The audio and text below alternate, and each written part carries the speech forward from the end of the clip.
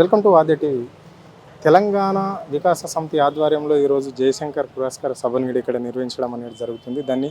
ఈ సభ ఉద్దేశం ఏంటి అడిగి తెలుసుకునే ప్రయత్నం చేద్దాం. మనతో పాటు ఎర్ర శ్రీనివాస్ ఉన్నారు. చెప్పండి అన్న, ఈ సభ ఉద్దేశం ఏంటి ముఖ్యంగా? తెలంగాణ వికాస సమితి ఆధ్వర్యంలో ఈరోజు ప్రొఫెసర్ జయశంకర్ సార్ స్మారకోపన్యాసం ఏర్పాటు చేయడం జరిగింది. ఈ సంవత్సరం నుంచి ప్రతి సంవత్సరం వికాస సమితి జయశంకర్ గారి స్మారకోపన్యాసాన్ని నిర్వహించాలని నిర్ణయించడం. అయితే అదే సందర్భంలో తెలంగాణ ప్రాంతంలో తెలంగాణ కోసం వివిధ రంగాల్లో పనిచేసిన గొప్ప వ్యక్తులను సన్మానించుకోవడం ఒక అవసరంగా భావించి ఈసారి మేము 3 రంగాల్లో పనిచేసిన వ్యక్తులను గుర్తించి వారికి సన్మానం చేయడం జరుగుతుంది. ఒకరు విఎస్ ప్రసాద్ గారు, వాళ్ళు ఉన్నత విద్యారంగంలో చాలా గొప్ప కృషి చేసినారు. వీసీగా పనిచేసినారు, నాక్ చైర్మన్గా చేసినారు, అనేక పదవులు అలంకరించిన తెలంగాణ బిడ్డ. జయశంకర్ గారితో కలిసి పనిచేసిన వారు వారికిను.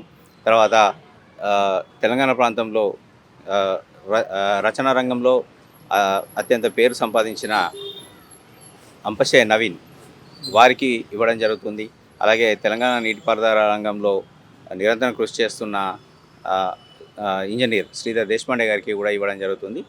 వీళ్ళకు పురస్కారాలు ఇవ్వడంతో పాటు మేము ఈ సభ సందర్భంగా జయశంకర్ గారి యొక్క స్ఫూర్తిని మళ్ళీ తెలంగాణ ప్రజల్లోకి తీసుకెళ్లడానికి, నిరంతరం దాన్ని కొనసాగించడానికి మా సంస్థ కృషి చేస్తుంది. మా సంస్థ ఏర్పడిన నాటి నుంచి కూడా జయశంకర్ గారు తయారు చేసిన సిద్ధాంతం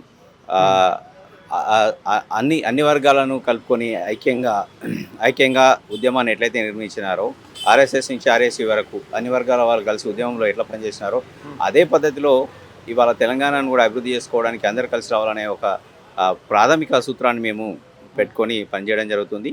ఆ సందర్భంగా ఇవాళ తెలంగాణ ప్రాంతం ఎదుర్కొంటున్న సమస్యలను కూడా మనం ఇక్కడ చర్చించుకోవడం జరుగుతుంది. మనకు విశిష్ట అతిథిగా హరగోపాల్ గారు రావడం జరుగుతున్నది. వారు మన తెలంగాణ ప్రాంతానికి జరిగే అన్యాయానికి సంబంధించిన లేదా ఇప్పుడు జరుగుతున్న ఒక ఇబ్బందికరమైన పరిస్థితుల గురించి వారు ప్రస్తావిస్తారు. అలాగే దేశవ్యాప్తంగా అలాగే తెలంగాణలో ఉన్న గంగా జమున తెహజీబ్ కల్చర్కి దెబ్బ వచ్చే పరిణామాలపైన శ్రీనటుడు ప్రకాష్ రాజ్ గారు మాట్లాడతారు. అయితే ఇవాళ తెలంగాణ సమాజం 2 సమస్యలతో సతమతం అవుతున్నది. ఒకటేంటి అంటే తెలంగాణ అనే భావజాలాన్నే ఒక అవమానకరమైన రీతిలో ఇలా ప్రచారం చేస్తూ దాడి జరుగుతున్నది. తెలంగాణ అస్తిత్వానికి దెబ్బ వస్తున్నది.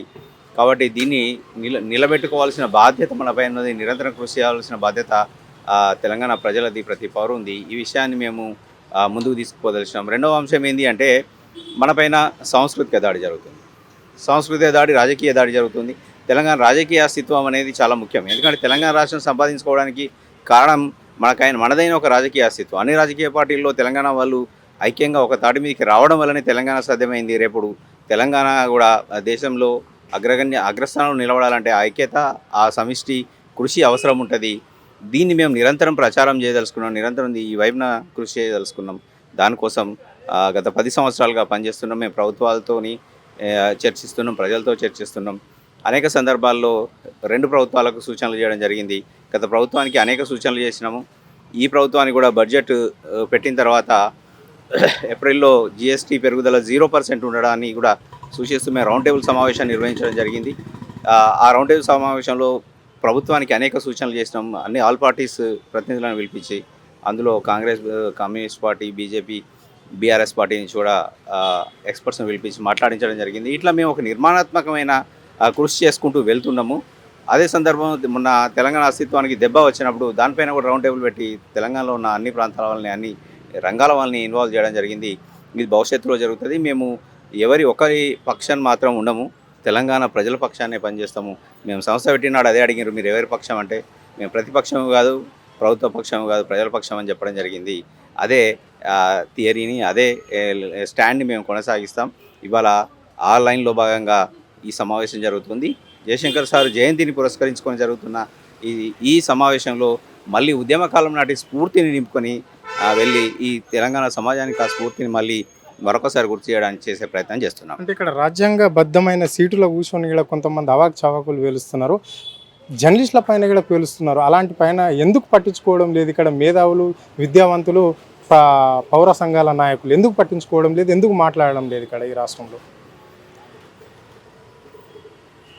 జర్నలిజము అనేది ఒక స్వేచ్ఛ కిందకి వస్తుంది. అంటే భారత రాజ్యాంగం మనకు కల్పించిన స్వేచ్ఛలో భాగంగా ఫోర్త్ ఎస్టేట్లో జర్నలిజం ఉన్నది.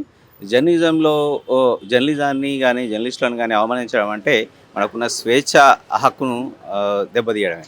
అయితే ఒకవేళ జర్నలిజం తన పరిధిని దాటి తన లిమిట్స్ దాటి ఇంకేదైనా అంటే వాళ్ళు పెట్టుకున్న వాల్యూస్ని దాటి వచ్చినప్పుడు మాట్లాడవచ్చు, కానీ జర్నలిస్టులు అందరినీ కూడా ఒకే ఘటన కట్టి ఒకే పద్ధతిలో మాట్లాడడం అనేది మాత్రం ఇది రాజ్యాంగం ఇచ్చిన వాక్ స్వాతంత్రానికి విరుద్ధంగా అవుతుందని మేము భావిస్తున్నాం. అది మా స్టాండ్ కూడా. మేము గతంలో కూడా అనేక సార్లు ఇదే విషయాన్ని ప్రస్తావించినాం. మేము ఎన్కౌంటర్లు జరిగినప్పుడు మాట్లాడినాం. పార్టీలు వివిధ సంఘాలకు పర్మిషన్స్ సభలు పెట్టుకోవడానికి పర్మిషన్లు ఇవ్వనప్పుడు కూడా మేము పత్రికాముఖంగా మాట్లాడినాం. ఇవాళ కూడా చెప్తున్నాం ఏంటి అంటే భారత రాజ్యాంగం ప్రసాదించిన స్వేచ్ఛా సమానత్వాలను అందరికీ భావప్రకటన స్వేచ్ఛను అందరికీ సమానంగా ఉండాలి.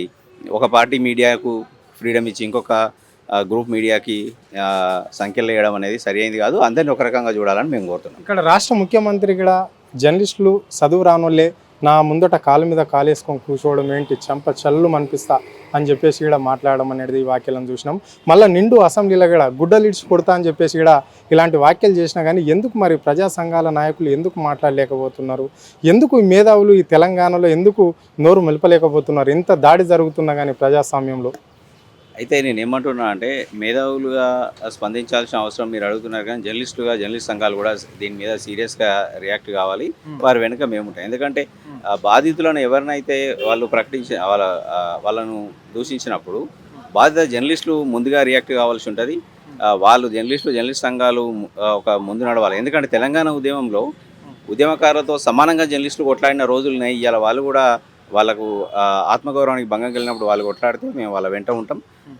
ఈ రాజ్యాంగం కల్పించిన స్వేచ్ఛ సమానత్వపు హక్కును మేము నిలబెట్టడానికి కృషి చేస్తాం. చివరిగా తెలంగాణ ఉద్యమంలో జయశంకర్ పాత్ర ఏ విధంగా ఉంది? ఇప్పుడు మీరు ఈ తరానికి ఏ విధంగా ఆయన గురించి సూచన చేయాలనుకుంటున్నారు?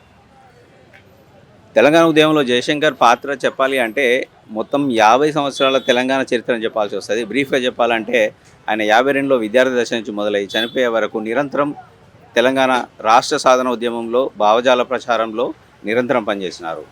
అలాగే అన్ని రాజకీయ పార్టీలతోని కన్సల్టేషన్స్ చేసినారు. మేధావి వర్గాన్ని కదిలించినారు. విద్యార్థులతో చర్చించినారు. 5గురు ఉన్న సభకు వెళ్ళినారు. 5 లక్షల మంది ఉన్న సభ కూడా వెళ్ళినారు. ఇట్లా ఎటువంటి భేదభావాలు లేకుండా ఒక లక్ష్యాత్మకంగా ఒక ఆర్థిక శాస్త్రవేత్త, ఆర్థిక నిపుణుడు కాబట్టి ఆయన ప్రతి సంవత్సరం బడ్జెట్ని చదివి దాంట్లో మనకు జరుగుతున్న అన్యాయాలని చిట్టా రాసి ఒక రీసెర్చ్ స్కాలర్ లాగా చేసిన పని అనేది మన తెలంగాణ సమాజానికి ఒక కనువిప్పు లాంటిది. భవిష్యత్తులో కూడా మనం అట్లా పనిచేసుకోవాలి. అందుకే మేము ప్రతి బడ్జెట్ని కూడా సమీక్షించదలుచుకున్నాం. రాబోయే సంవత్సరాల్లో జయశంకర్ గారి స్ఫూర్తితో మేము పనిచేస్తాం. మిగిలిన వాళ్ళు కూడా అట్లా పనిచేయాలని కూడా మేము కోరుతున్నాం. Okay, right. ఈ సభ ఉద్దేశం ముఖ్యంగా ప్రజల గురించి పెడుతున్న సభనే, అంటే ప్రజలకు ప్రభుత్వాలకు మధ్య జరుగుతున్న వారధి గురించి ఇక్కడ ముఖ్యంగా చర్చించుకోవాల్సిన అవసరం అయితే వస్తుంది. చర్చిస్తాం కూడా అని చెప్పేసి కూడా వారు స్పష్టంగా చెప్పడం అనేది జరిగింది. ముఖ్యంగా బడ్జెట్ అంశాలను కూడా ఈ సభలో మాట్లాడతారు నిపుణులు అని కూడా చెప్పడం అనేది అయితే జరిగింది. కెమెరా పర్సన్ రవితో అరుణ్, ఆద్య టీవీ, హైదరాబాద్.